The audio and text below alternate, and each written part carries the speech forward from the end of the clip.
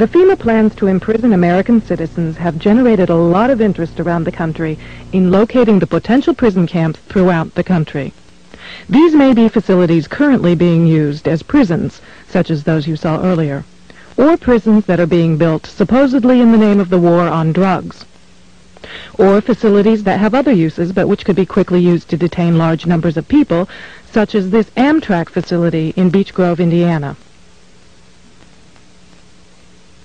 We're standing now in the main parking lot, which doesn't look too sinister.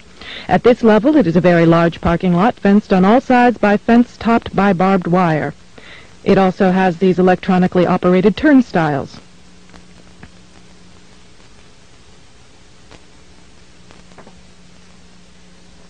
There is also a surveillance camera, just like we saw at the Fema facility, pointing out to the parking lot, and a helicopter windsock.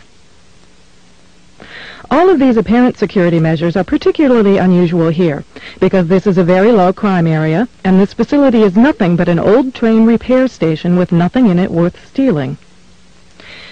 In this portion of the parking lot is a brick building, suitable for processing, next to a gate that leads right out to the railroad tracks, and all of this is contained inside a fully fenced area, now 3 layers deep in fencing at this point. This U.S. Air Force train indicates federal and military involvement. Facing the opposite direction, you can see that this area, too, is a very large fenced area with railroad track running the length of the fence and plenty of warehouses.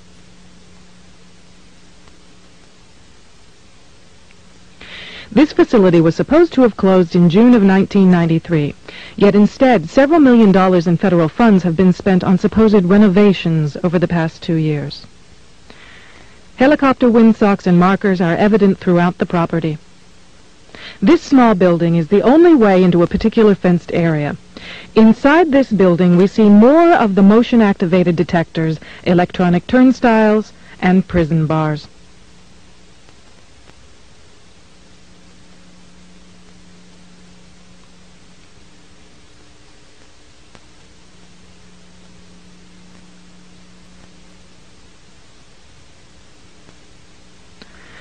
All of the renovations to this property have involved putting in new fencing, electronic turnstiles, concrete flooring in unused warehouse buildings, and putting in large gas furnaces on buildings that were never heated any time in the past 20 years.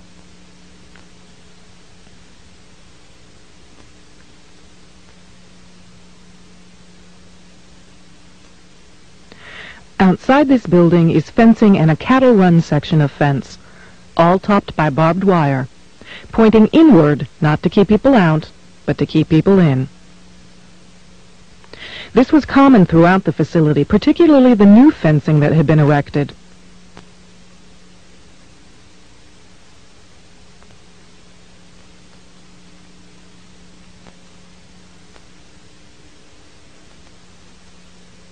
Inside the fenced area on the other side of the building, you'll see signs that say Red Zone, right up next to the railroad tracks that run the length of the fenced area.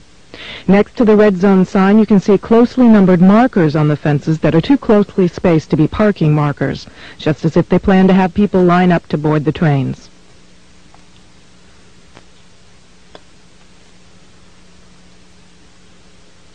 Here's a helicopter marker on the power lines outside the facility, indicating expected helicopter traffic, and again, another tall radio antenna. Looking around, you can get an idea of how huge this place is and how many people it could contain in its fenced-in area.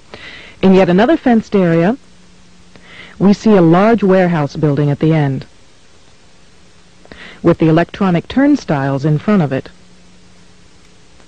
The building is one that has a new concrete floor,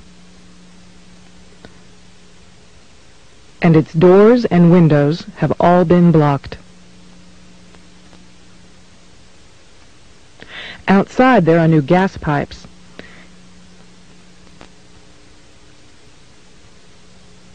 Even as we were filming, a black helicopter flew over us, observing what we were doing, which has happened many times when we have been at the facility.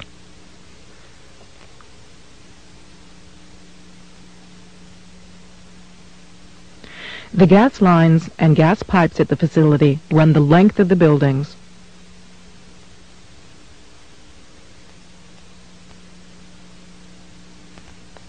And come out at some very, very large brand new furnaces that have been installed at the buildings throughout the facility.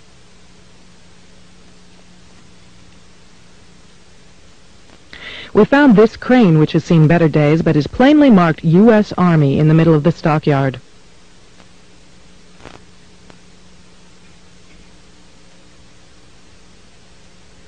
We found other fully working military trucks and equipment here at other times. Inside the facility, we found large fenced-in areas next to the railroad tracks marked green zone and blue zone, suitable for holding a lot of people.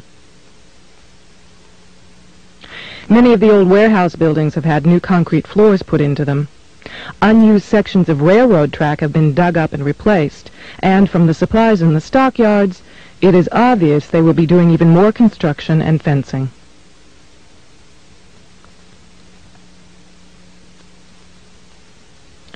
Senator Lugar of Indiana recently obtained more federal funding to renovate this facility, which is supposedly only for the repair of broken trains and where most of the buildings on the property haven't been used for years. It certainly appears they are expecting more than just broken trains.